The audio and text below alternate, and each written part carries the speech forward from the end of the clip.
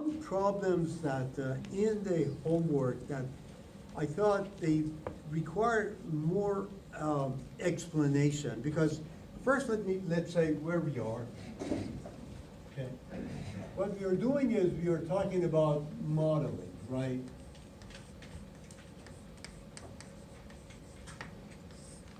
Okay. And we introduced the first approach, which was only what I said for basic or simple systems, which what I meant by that was the case that you can easily derive or easily set up a free body diagram and derive the equation of motion. But then comes to cases that it is not easy to set up a free body diagram and use this approach to find the equivalent system or equivalent mass. And given that the most difficult part of modeling is the stiffness, we said, okay, let's focus a little bit on what I call using a direct structural analysis approach to find the equivalent stiffness, okay? Which was basically based on what we were saying was based on the definition of the stiffness,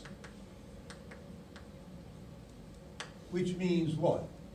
That the stiffness is the force due to unit displacement.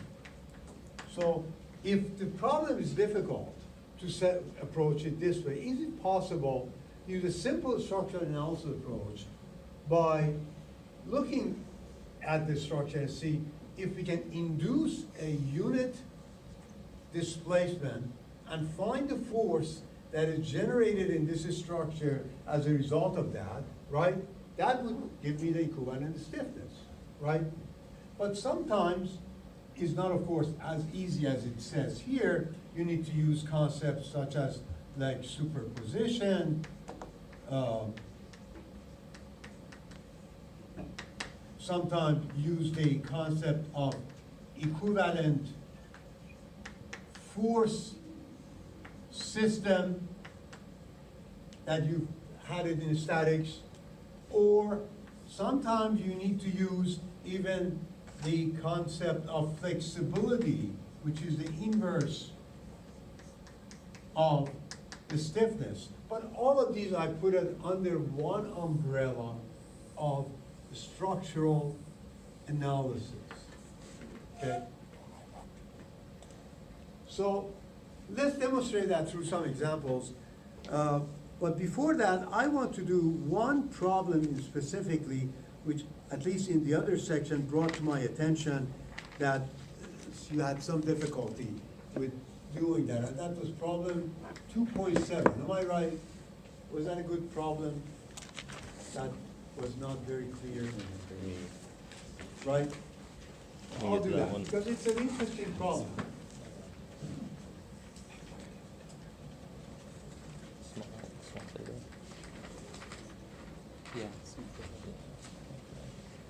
So you have a rigid beam that is supported by two springs, and then you have attached a spring and a mass here, and this is oscillating, and you want to replace all of these with a single equivalent stiffness so you can find the natural frequency, which is K over M. This is, of course, massless. Okay. So let's see how we do that. As this thing is deformed, right, goes through some displacement like theta, what happens? Let's see if we can draw the free body diagram first. Okay. as this thing goes through some deformation, delta, obviously as this is coming down, the force that I call that K1 is generated due to this mass. This other mass is a stretch, so you have a force in the same direction, K2, but what is happening here? It's difficult to say, right? First of all, I don't know if the force is going to be up or down, or what is going to be happening here, okay? So let's forget about that for the time being. At least we know what this force is, right? What was this distance? This was L1, I think, and this one was L2, this distance. And I think this one was L3. Okay. So force in the first spring, I know it's L1 theta, using the assumption of small deformations, right? These springs are neither in parallel nor in series, right? So, and the only thing I know, which is really helpful in this structural analysis, is the concept of series or parallel. Or in other words, if all springs experience the same force or the same displacement. Okay. So I have a spring here. So I asked the question from myself, is it possible to move these springs to the same location as this, so then all of these springs at least will be subjected either to the same displacement or the same force? You remember from statics the concept of equivalent forces, right? So is it possible to move these two forces here? Or in other words, is it possible to find an equivalent system that instead of having these two forces has a force F3 that is equivalent to these? You remember the concept of equivalent system from statics? The concept was you can move a force from anywhere that force is applied to the structure to anywhere else you want to do, you desire, as long as, what? You remember? Account for the moment. The moment that these forces cause, right? In other words, you do, you just simply move those forces or their resultant to that location, and all you have to do, the moment of the resultant about any point, and some of the moment of these individual forces should be the same. That was the concept of equivalent forces.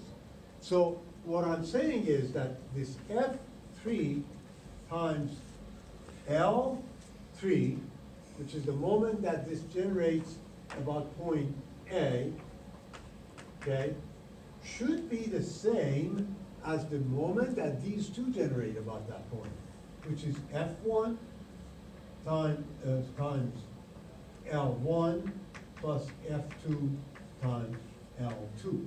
And you do have, of course, now the value for these. Fk1 is K1,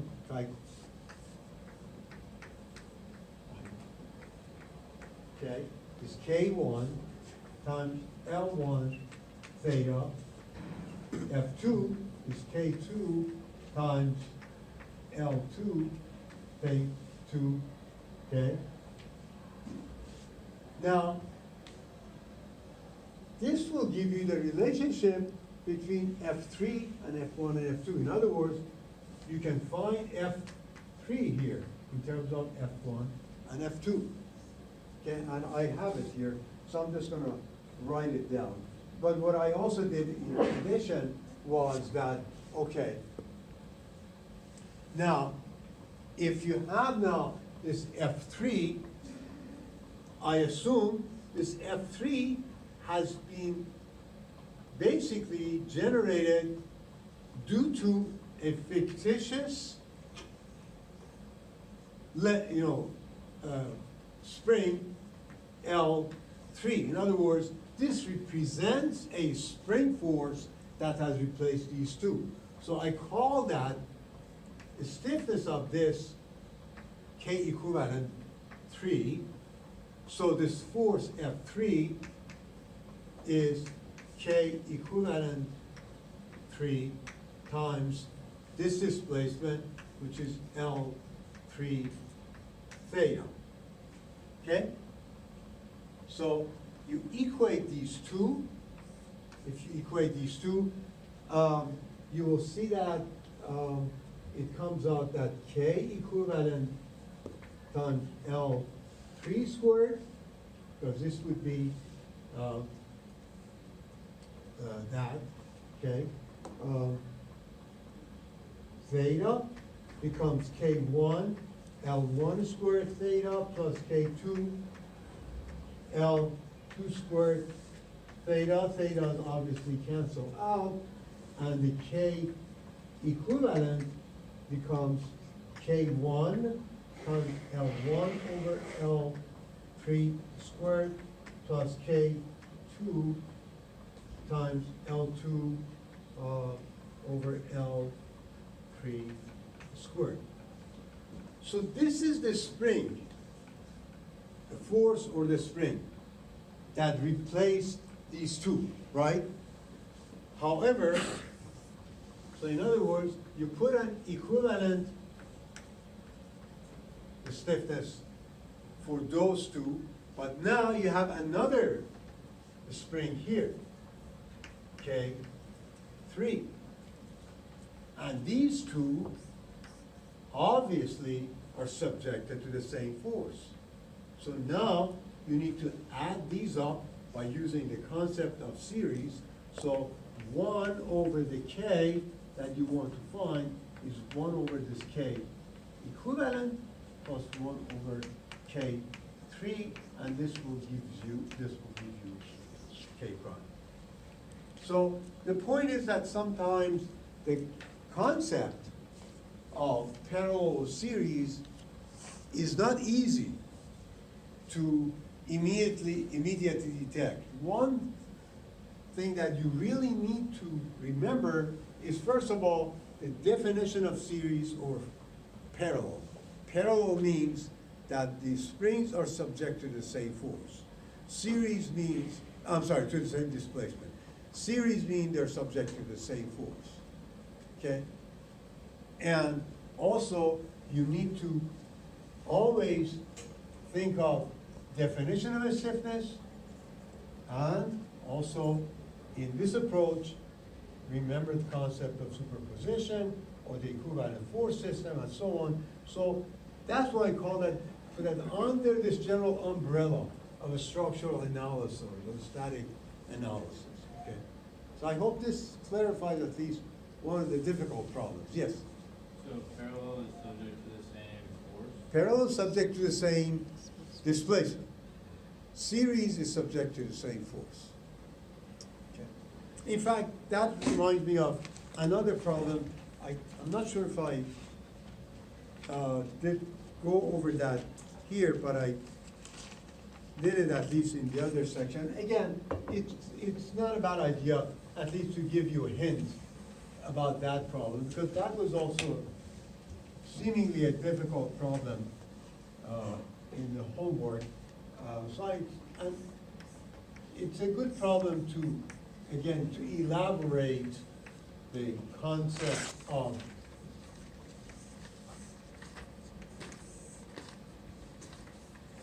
series and parallel, or understand the concept of series and parallel through that. So you have a few shafts here that are connected like this, okay?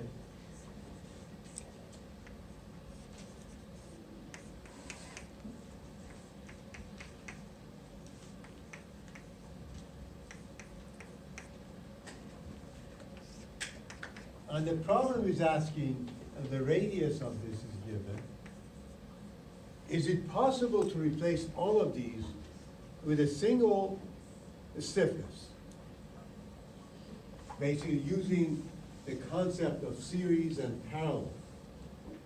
So if you look at this system, you have a disk that is rotating. Maybe it would be more helpful if I draw that like this.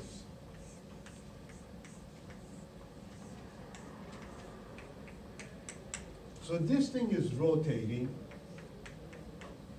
right? And as this thing is rotating, what are these shafts subjected to, or what do they have in common? Are they subject to the same force or the same displacement? Same force. We don't know how much each of them has a different stiffness. We don't know how much deformation each one would go through, but we know that if you apply a force here, just from the static, analysis, we know that if you have a shaft, right, like this, you apply, say, a force here, if you cut it anywhere, the internal force throughout that entire system would be the same. So we do know that all of these are subjected to the same force, which means what? They're in series. So you can find, let's say, if that I call that a K prime, we know that 1 over K prime is 1 over K1 plus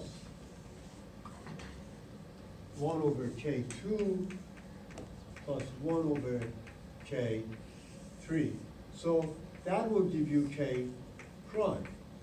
So in other words, you can replace all of these with a single spring or single shaft with this rotational stiffness, right?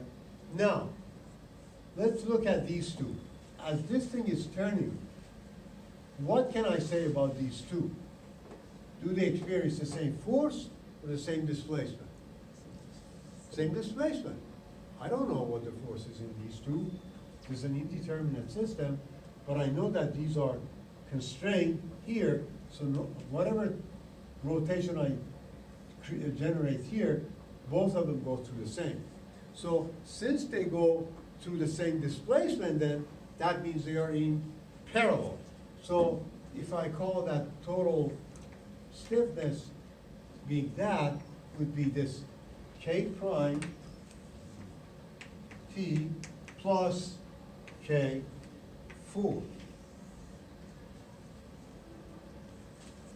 Now, you have these two springs that are attached to this disc. And these are linear springs. Here we are talking about torsional springs. Could we, first of all, convert these linear springs to torsional springs? But before we do that, what happens to these two as this disc goes through some rotation? They both experience the same deformation, which would be, if this rotates theta, small angle, okay, the deformation would be r theta, right? So that means these two then are subjected to the same displacement, and therefore they are in parallel. So I can define a single stiffness, which would be K5 plus K6. However, how do I convert this linear spring to the torsional spring? What this spring does, it generates an equivalent torsional force, that force or moment, which is basically moment of this force that is generated due to deformation of these springs, about this would be what? Would be R times this, right? No, I'm sorry, R times the force of that, force of this K triple prime. In other words, the force that this generates in this spring generates a moment about here. at a distance r, so it would be that. But what is this? This is the stiffness of that spring times the deformation that it goes through, which is r theta. So this is r squared theta times k triple prime, or is k triple prime r squared theta. So this is, in a way, the equivalent torsional spring that these two generate. And since this is spring, right, and this system are now going through the same experience, the same deformation, right? So you just add them up. This is the equivalent torsional spring for these two. This one, where did I put it? The equivalent torsional spring for all of these, just add them up, and you have the equivalent, the stiffness for the system. So that's what that problem was. Yes? Does the K5 and K6 spring not actually act against each other though? This question actually was raised in the other section. What you mean by that is that one of them goes through compression, one goes through elongation, right? That doesn't matter, because the concept of the stiffness is not based on whether something goes through compression or tension. Is based on the definition that the force causing a unit displacement, this unit displacement might be negative or positive, doesn't matter. Wouldn't the force from one direction or the other cause a positive or negative moment? Or do they not cancel each other out? They don't cancel each other out. If you think about this is rotating this way, right? So, in other words, this is gonna cause, it's going to be compressed, right?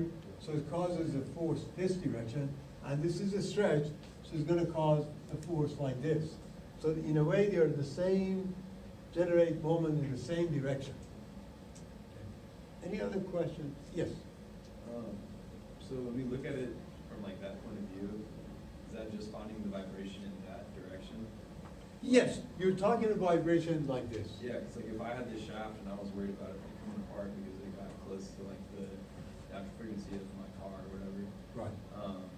I'd want to look at it in the other direction. Oh, yeah, no, we will get to that, believe me, that's a So you have different. to change the way you. Right, think that is a about it. different, yes, because you are dealing with both, 2 degrees of freedom, actually. Right, yes. So if you explain Oh, sorry.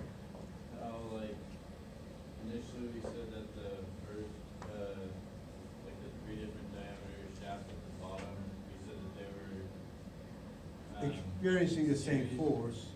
Yeah, but then we said that This one and this one experience the same displacement. It's like this, right? If I can separate, as I separated these two, got all these shafts, right, subjected to a torque, right? All of them are experiencing the same force, right? But if you have 2 shafts like this, and then you apply this torque, these two are not subjected to the same force. We don't even know how much force is in these two. We do know some of these two would be the applied force, but we don't know how much is force, this force with respect to that one. But we know that they will be forced to experience the same deformation, right? As this thing rotates, they're constrained, so they both experience the same displacement. So in this case, they are in series. In this case, they're in parallel. And that's the nice thing about this, because geometrically, they're all attached like this, so they're quote unquote in series. But that's the misleading part. Series doesn't mean geometric configuration, means whether they're subjected to the same force or not. And you had a question, sorry. So K prime T shares the same amount of displacement with K4? With K4. Okay. And then that doesn't, okay, and then, So I was a little confused on like, you said K prime and then you switched to KT prime? No, I said K prime, but then I said, please realize that this is a torsional stiffness. That's why I added this later. So this is the same as this one, maybe I should have put this from the beginning. It's a torsional equivalent stiffness we want to find. And then, could you kind of use the K primes and then like write down the K equivalent equation real quick? That's what you mean here? Yeah. So you need to. Oh, no, I mean like all the K primes, like K prime 1, K prime 2, K prime 3. So first we find K prime, Yeah. right? Which would be from this relationship, right? Then what I define as the sum of that K prime T and K4, I call that K double prime, which was sum of these two, right? And then K triple prime was the sum of the stiffness of these two, which you need to convert that to a torsional stiffness, which is this. And then that and this, this is that one. This and this are experiencing the same deformation, so they just added up. In other words, the total would be K double prime plus this. Any other questions? Okay, so let me now, so we did two relatively good problems. So let me do another problem also, because this concept of structural analysis involves a number of things. One was that sometimes you need to find an equivalent force system, as we did here. Sometimes you have to use the concept of superposition.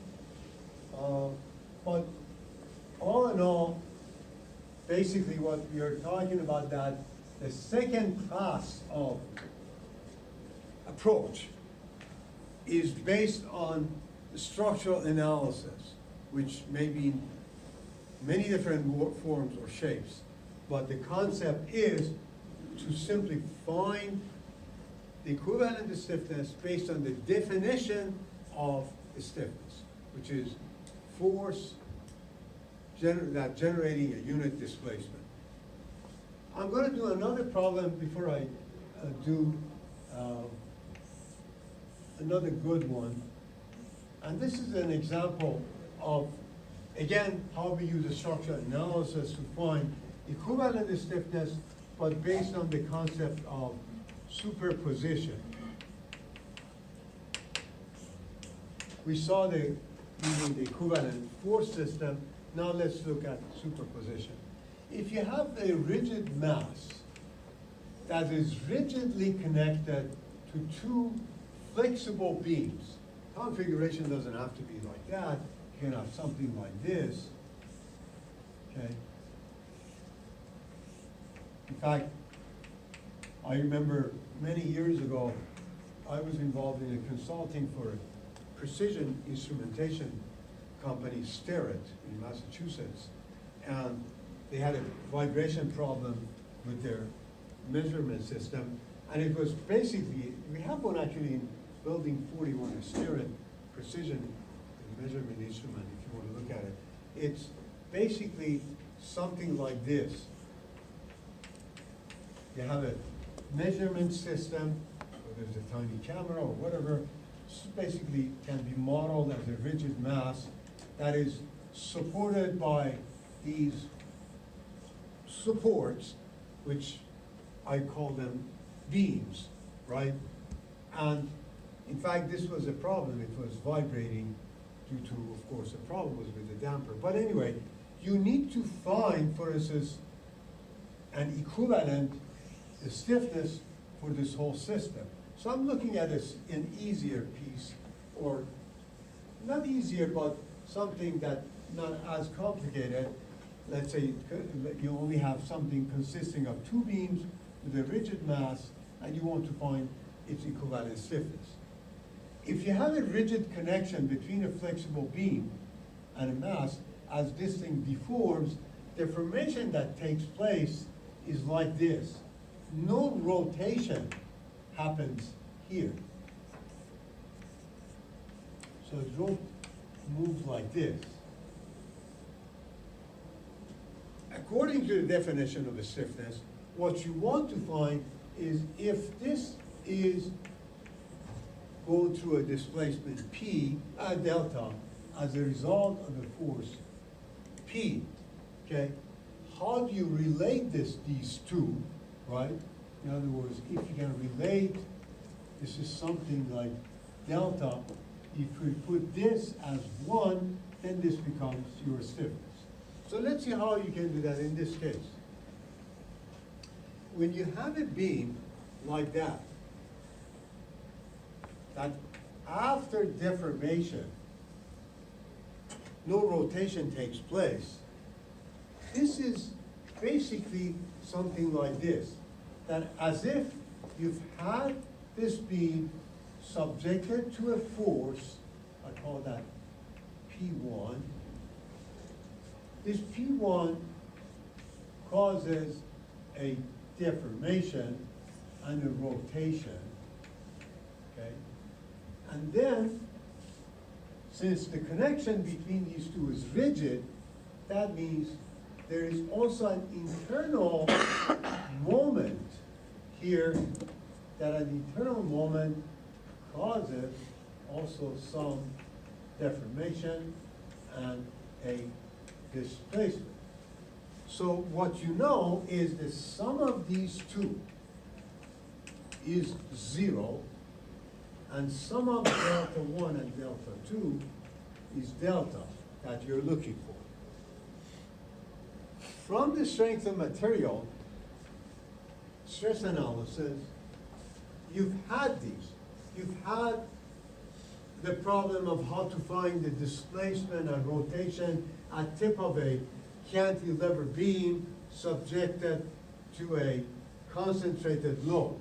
So if you, I don't want to derive all these, but if you go back, you will see that this was PLQ over 3EI, and the rotation as due to that was, due to that force, is PL squared over 2EI. For this case, displacement delta 2 is PL negative ML squared over 2EI, and theta 2 is negative ML over EI. So you know that these two added together is 0. If you add these two, you will see that M becomes PL over 2, okay? So you just substitute for that in this, so delta, which is delta 1 plus delta 2 as a function of P, becomes PLQ over 12 EI.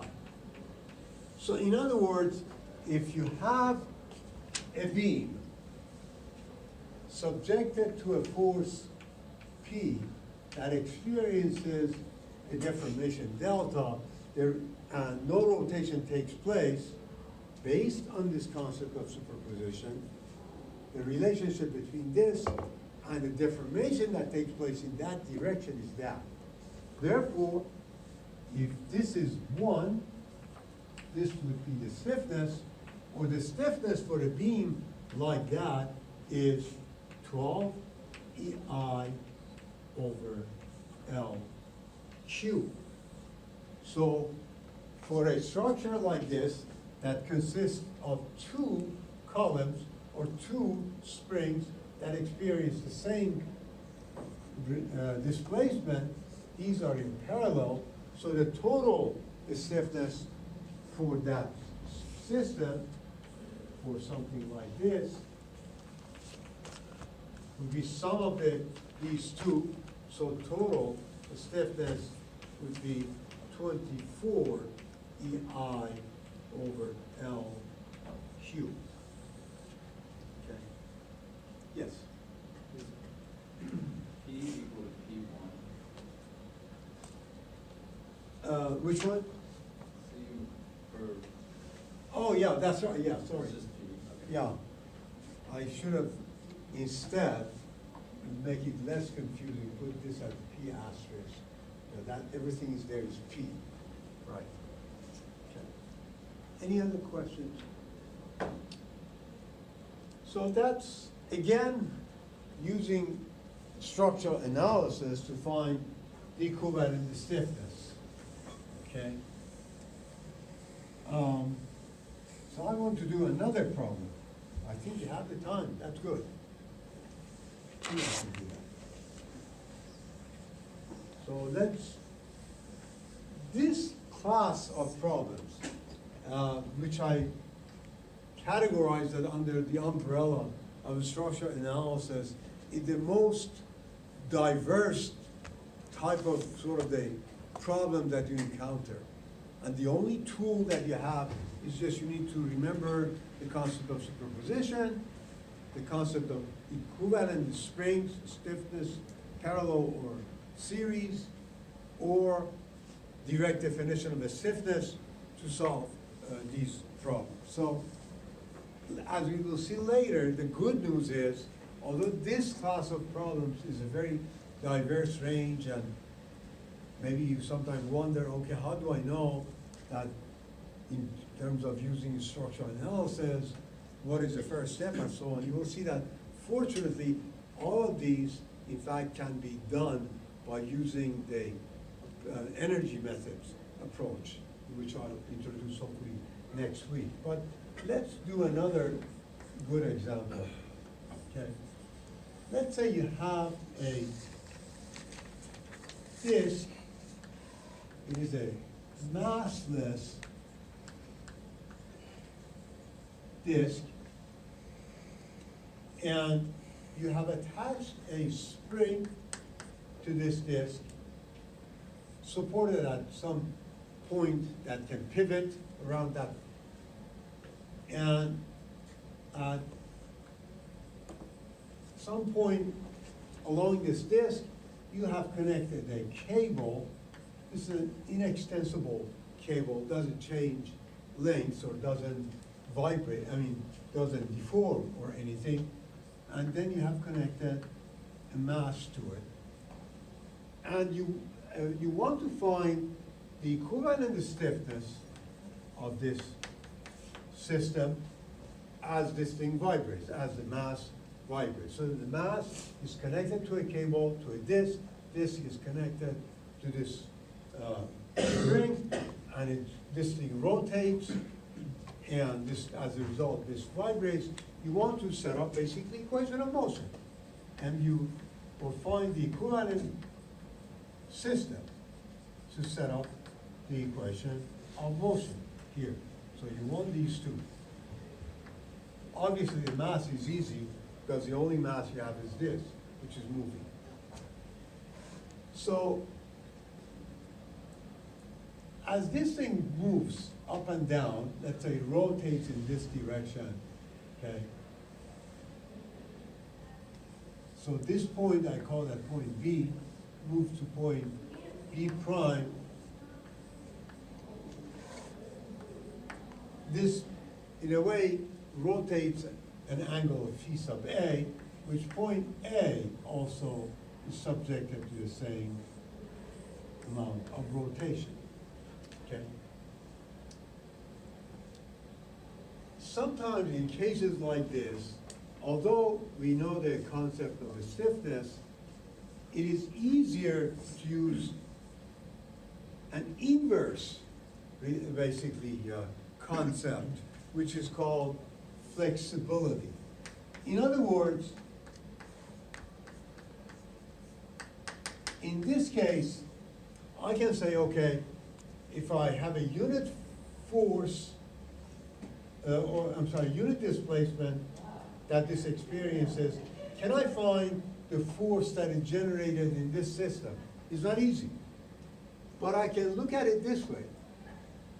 can I find a displacement that this point, or this point, doesn't matter, since this is inextensible, whatever displacement this goes through this point A with experience. So is it possible to find the displacement of this point A when I apply a unit force, 1 unit force? Remember, stiffness is the force due to unit displacement, or the force that generates unit displacement. Flexibility, okay, is the inverse of the stiffness, or in other words, is the displacement due to a unit force. Okay? So that's what I would do. I will consider that I have a unit force acting here, 1 unit. This unit force is what caused this theta, phi A. Okay, this is R0. This distance is A. This goes from B to B prime. So the displacement that this spring is experiencing would be simply A times phi A, because the same angle. Okay? So if you look at it, as this thing is displaced, you have a force in the spring that is generated, which is the stiffness of that spring, times the displacement that this goes through. And then here, okay, you have 2 forces. This is where this is supported. And then here, you have its unit force. We take the moment of these about point A. In other words, summation of moments at O is equal to 0. So f of k times A is equal to, okay, 1 times R0. Okay, so in other words, f of k, which we wrote it down, is k times A phi A, right, is equal to R0.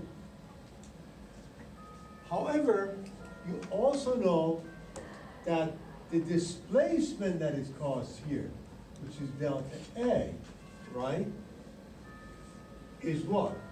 R0 times phi is equal to delta at A.